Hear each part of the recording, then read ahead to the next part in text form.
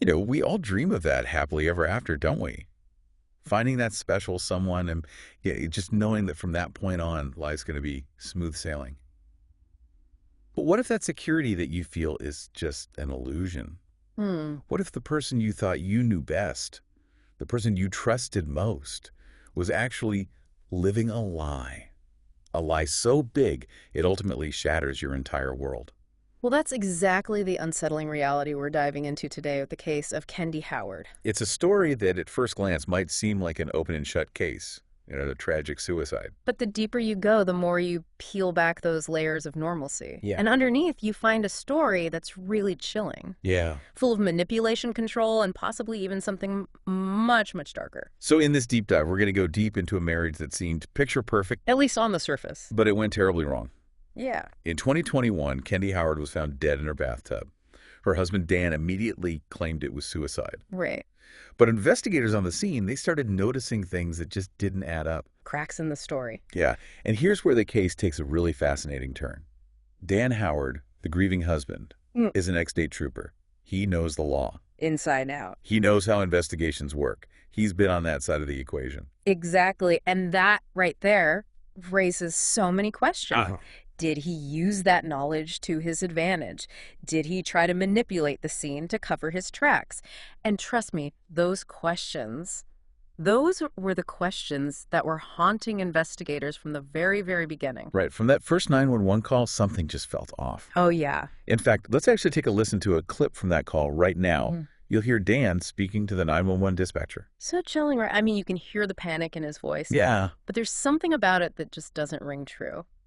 For seasoned investigators, especially those who've dealt with cases like this a lot, that 911 call, it's a big red flag. Absolutely. Yeah. I think what's so fascinating here is the contrast. Between what we expect in these kinds of situations and then what we actually hear. So you think about it, you find your loved one in a life or death situation. Your focus, your entire being is honed in on getting them help, right? On saving them. But with Dan, his behavior, it's almost the opposite. He's frantic. All right. Yeah, but it's almost like he's drawing attention to himself, to his own grief, rather than focusing on Kenny and what she needs. Right, it's like he's putting on a performance. Yeah, like he's rehearsed it. Almost. And it's little details like that that really stand out to seasoned investigators. They've seen real grief. Yeah. Real panic. They know what it looks like, and they know what it sounds like. This doesn't match up. It's like a puzzle piece that you force into the wrong spot. It doesn't quite fit. And the inconsistencies, they didn't end with that 911 call. When investigators got to the scene, they started noticing more and more things that just didn't add up. Well, you mentioned those little details earlier, and they may seem insignificant, but they're not. The dryer running at midnight, the house meticulously cleaned, except for those tiny shards of glass. Those are clues. Those are breadcrumbs leading us down a different path. You find your wife dead, presumably by suicide, and your first instinct is to tidy up, to do laundry. It just seems so out of place. Right. It almost seems like he was trying to erase any sign of a struggle, to create this perfect image of a peaceful suicide. But he missed those little things, those tiny fragments of a very different story. So we've got a suspicious 911 call. We've got a crime scene that raises way more questions than answers. Yeah. And then there's the fact that Dan is an ex-state trooper. And all of that's before we even get to the fact that this wasn't Dan's first brush with violence. Yes, his past. This is where things get really interesting because we start to see a pattern of behavior emerge that's honestly pretty disturbing. So back in 2011, while Dan was still a state trooper, he was involved in a fatal shooting during a traffic stop. He fired his entire magazine into the car. A passenger was killed. The driver was injured. It's important to remember that this incident, it was ultimately deemed justified. Right. But even so, it reveals a potential pattern of escalation. Yeah. I mean, this wasn't just a warning shot. Right. Or even, a couple of bullets to stop the threat. This was an entire magazine. And I think it's important to note that some of the officers who were involved in that investigation, they had some serious doubts about whether or not that level of force was truly necessary. That's a key point. Even if legally justified. Right. The incident really raises questions about Dan's judgment, his control, his ability to de-escalate a situation. It makes you wonder if getting away with it, having it ruled justified. Yeah. If that emboldened him in some way. Did it make him think that he could manipulate the system again. It's certainly possible. Maybe this incident planted a seed. Yeah. The idea that he could act with impunity, that he could bend the rules and get away with it. And then just a couple of years later, there was another incident, this time after Dan had left the state police. He found out that his wife at the time was having an affair with their neighbor. And let's just say his reaction was anything but calm and collected. Oh, this incident, it really highlights Dan's capacity for vindictiveness and control. And we see a very clear escalation from that previous incident. Yeah, I mean, we're not talking about, a simple confrontation. Right. Or even just some angry words. This was a planned-out campaign of harassment and intimidation. Fertilizer messages burned into the guy's lawn, threats, possibly even firing shots at the house, sabotaging his truck. It's a lot. Yeah, it's a lot. And I think this behavior speaks volumes. Absolutely. It shows us that Dan is willing to go to extremes to exert control and to punish those who he feels have wronged him. And it paints a very disturbing picture of what life with Dan must have been like. Yeah. Especially when we consider what ultimately happened to Kendy. Absolutely. And I think this pattern of behavior, it's crucial to understanding the potential motive behind Kendy's death. It just adds another layer of complexity to this case that at first seemed like a simple suicide. Yeah. And speaking of Kendy, let's talk about her side of the story because according to her friends and family, their marriage had been troubled for a while. She was unhappy. She wanted a divorce, which, considering Dan's past, you can understand why. Of course. I mean, if you know this guy has a history of violence and extreme reactions, you'd be terrified to leave him. It's a classic pattern we see in domestic abuse cases. Yeah. The abuser isolates the victim, controls their finances, uses intimidation threats, all to maintain power. Right. And it can be a really, really difficult web to escape. It is. And it seems like Kendy, she was doing everything right. She confided in her friends and family. She was making plans to leave. She was even having open and honest conversations with Dan about the divorce, about how they would divide their assets. We actually have some of those text messages. Oh, wow. And they're chilling. I bet. Yeah, it almost seems like Dan, he sensed that he was losing control. Yeah. So he tried to appear amicable, to lull Kendy into this false sense of security. Classic tactic Yeah. to prevent the victim from actually leaving. And tragically, it seems like it worked. Kendy, she actually believed that things were going to be okay, that the divorce would be amicable. She was making plans for a new life. She was excited about a fresh start.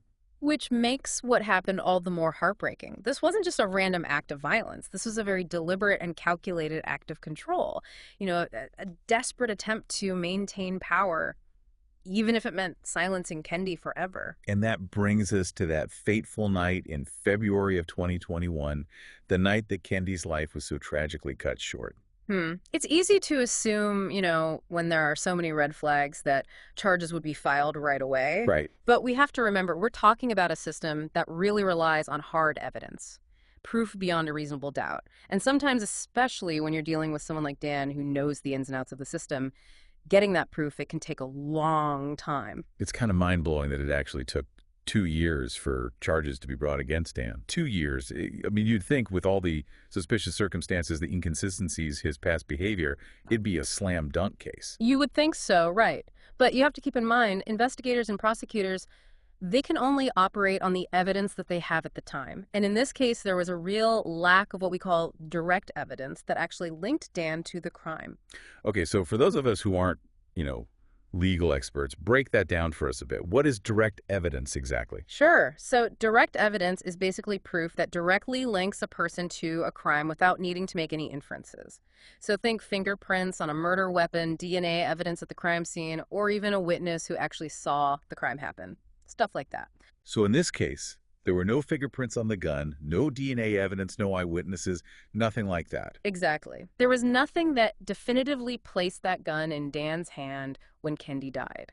And that's a big problem for the prosecution. Because even though they had all the circumstantial evidence, the weird 911 call, the things that didn't make sense at the crime scene, Dan's history of violence circumstantial evidence is much harder to prove in court. It means the jury has to connect the dots themselves, and that leaves a lot of room for doubt. But didn't you say that they also had those text messages between Kendy and Dan, the ones where they talked about the divorce? Wouldn't that help to show motive? Absolutely. Those text messages were super important to the case. They gave us background on their relationship to Kendy wanting to leave and potentially Dan being desperate enough to do anything to stop her.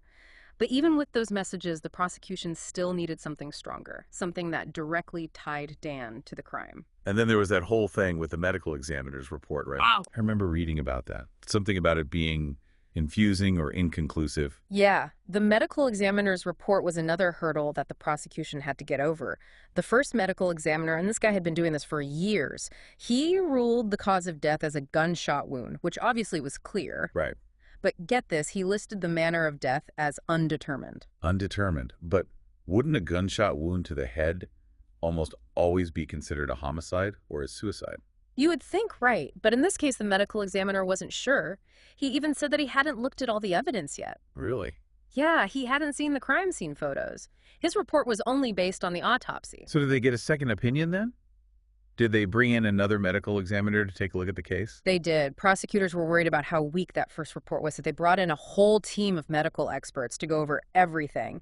All the evidence, the crime scene photos, all the details that the first guy had missed. And I'm guessing those experts, they came to a different conclusion. I mean, if it was a gunshot wound to the head, it had to be either suicide or homicide, right? Exactly. And based on the evidence, they concluded that Kendy was actually already dead when the gun was fired.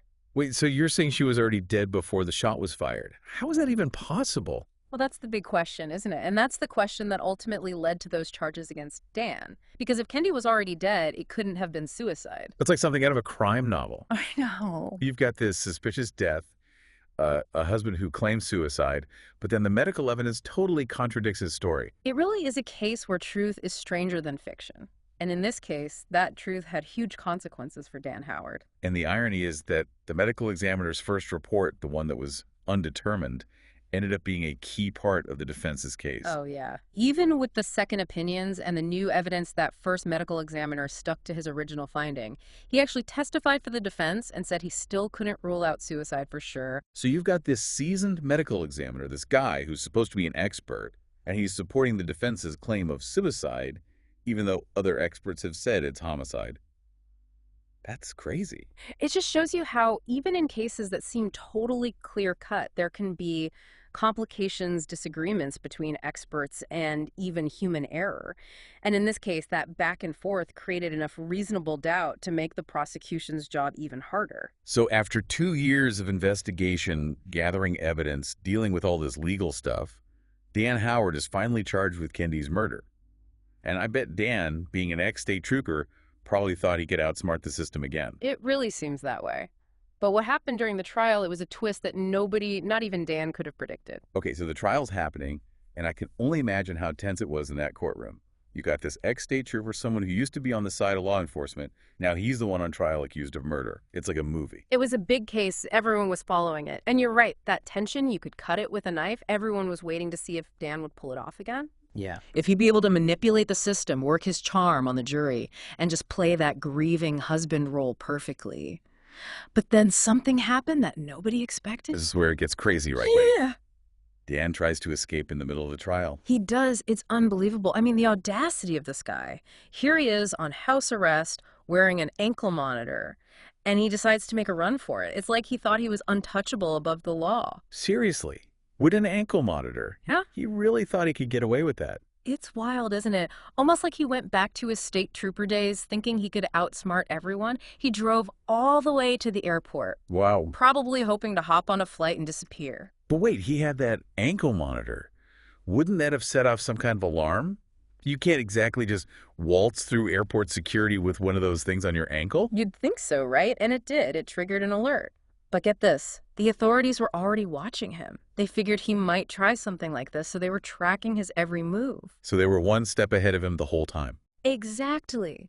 They let him think he was getting away, but they had him right where they wanted him. And as soon as he got to the airport, they arrested him. It's like something out of a crime thriller. It was a huge turning point in the trial. Yeah. Up until then, there was still some doubt. Some people wondered if just maybe Dan was innocent. But when he tried to escape, that just blew everything out of the water. It showed the jury that he was desperate, that he'd do anything to avoid taking responsibility. Right. He basically admitted he was guilty by running. So what happened then? Did the trial continue? It did. And with everyone thinking about Dan's escape, the prosecution laid out their case. They went through all the evidence, they brought in experts to debunk that first medical examiner's report, and they showed Dan for what he really was, Yeah. a controlling, manipulative, dangerous man. And the jury, what was their verdict? Guilty. After weeks of testimony and all that deliberation, they found Dan Howard guilty of second-degree murder. Wow. So after everything, after all those twists and turns, justice was finally served. It took a while, but the truth won out in the end. And for Kendy's family and friends, it must have been a huge relief to know that her life mattered, that her story was heard. But even though there was a verdict, even though Dan was held accountable, it's still sad. A life was lost, a family was broken, and there's nothing that can change that. Absolutely. There's always going to be that sense of loss, that emptiness that can never be filled. And there was this one detail in the case that really showed just how much damage Dan's actions caused. It goes beyond just the crime itself. What was that? It had to do with Kendy's granddaughter, Kenley. Remember Kendy's collection of porcelain chickens? Oh yeah, she loved those. She did. They weren't just some knickknacks to her. They were special. Each one had a story behind it, a memory.